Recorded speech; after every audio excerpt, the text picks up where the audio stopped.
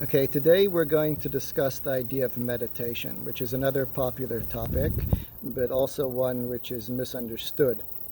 So, the first thing is, what is meditation? Meditation can mean many different things to many people, and there are many different types of meditation. So, we're talking about one type of Jewish meditation.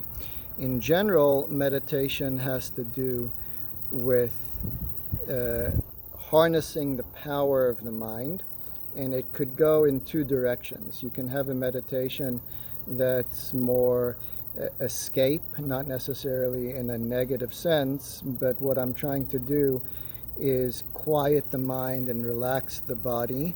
And to do that, I'm traveling somewhere else in my mind, away from where I currently am, where my feet are and my body is, and so forth. And I'm going on my trip because the mind is very powerful. And with the mind, you can go to many different places and in a spiritual context, realms, and so forth. So it's kind of leaving the world. That's the meditation that has to do more with the flight of the mind. Then there's a type of meditation which deals more with landing, and that's going deeper into the surrounding.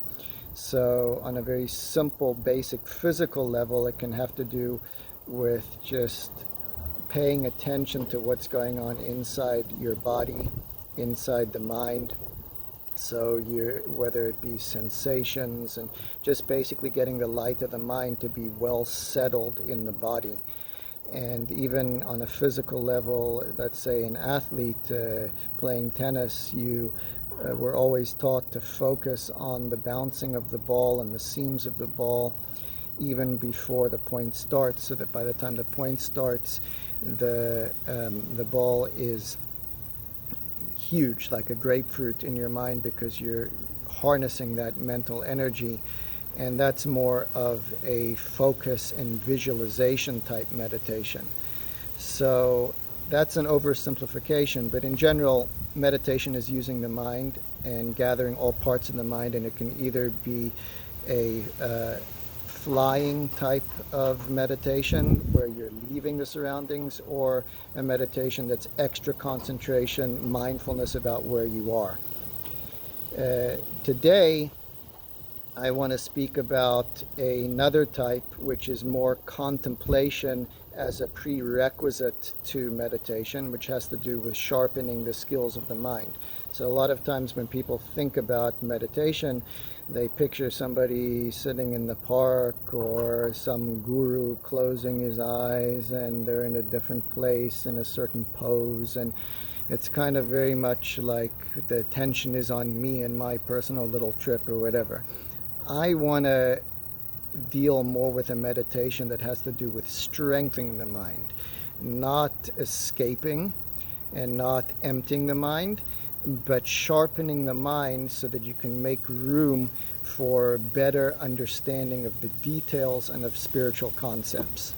So, we're going to talk about four basic steps. The first step is you have to set aside time that you have that's consistent, a daily study routine of some sort. So just like people go to the gym and they say, I know that my body needs the exercise and this is part of just what I need to feel a certain way and get in a sort of state of mind, so too with the soul, there's spiritual vitamins.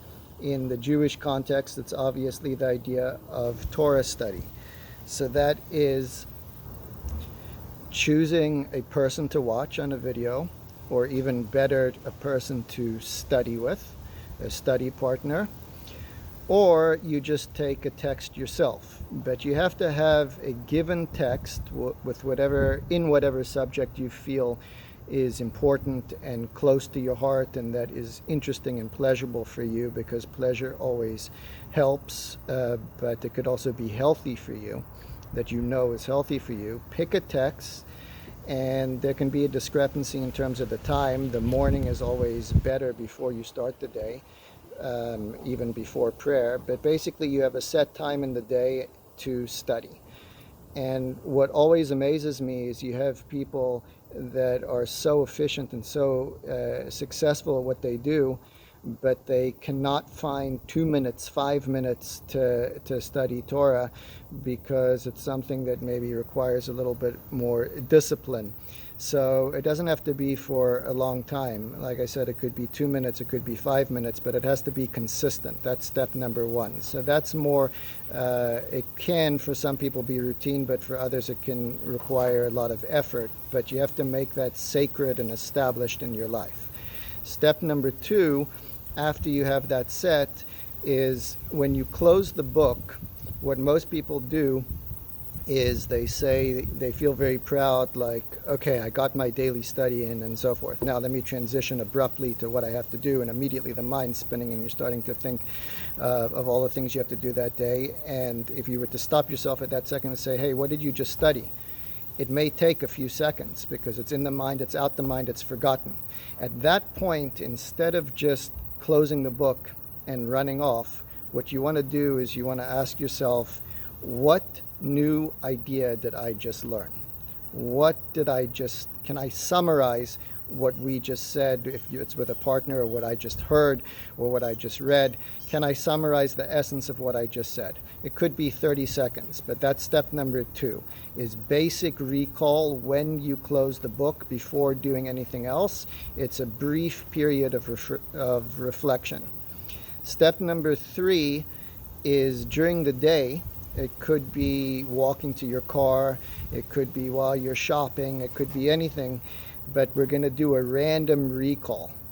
And that means you have empty periods where you don't technically have anything that you should be doing. And at that moment, that's when the mind starts spinning and you have many thoughts competing for your attention, and subconscious thoughts, and it's almost uncontrollable.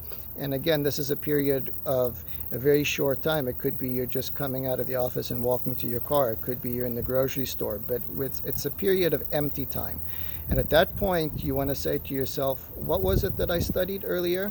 You want to have a time in the day that you test your mind to see if in the middle of the storm you have the presence to be able to, and the strength in your mind to be able to retrieve that information. And that, of course, gets better with practice. But you're going to say, what did I study this morning? The fourth step is a short application, especially if you're dealing with a deep idea. Let's say you're studying something that's more philosophy, Jewish philosophy or mysticism, and it's abstract. So if it's very concrete and you learn what blessing I say or what do I do in this situation, that setting, that a lot of times is easier to retrieve. But then there's subtle thinking. Subtle thinking may be, I'm learning something that is important, but it takes a little bit of work to apply it to my life. So if I'm learning that the idea of one God, and God is everywhere, and if I take that a step further, the trees I see and the sky and the fly that's bothering me and the phone call I get and the thought that pops in my mind, and every single wave of the universe and minute detail is being controlled, that has an application, which means what I'm experiencing right now, I have to kind of connect to the idea that God's controlling the universe. If that's the idea, for example, that would be an application of what you studied, and I have to take that study and I have to make it real. So again, the 4 steps are: number 1, find a text and a time to consistently study in the day, whether it's 2 minutes, 5 minutes. Number 2, you want to not just close the book, but you want to take a short time to reflect on what you learned, to see if you can remember or summarize what it is, what new idea did I just learn. The third thing is random recall during that quote-unquote empty time during the day where you're busy and the mind is capable of wandering. You want to say, okay, do I remember what I studied this morning? And the fourth step is, can I apply it in a real way? Can I think about it, maybe look at it from a different angle and reflect on it?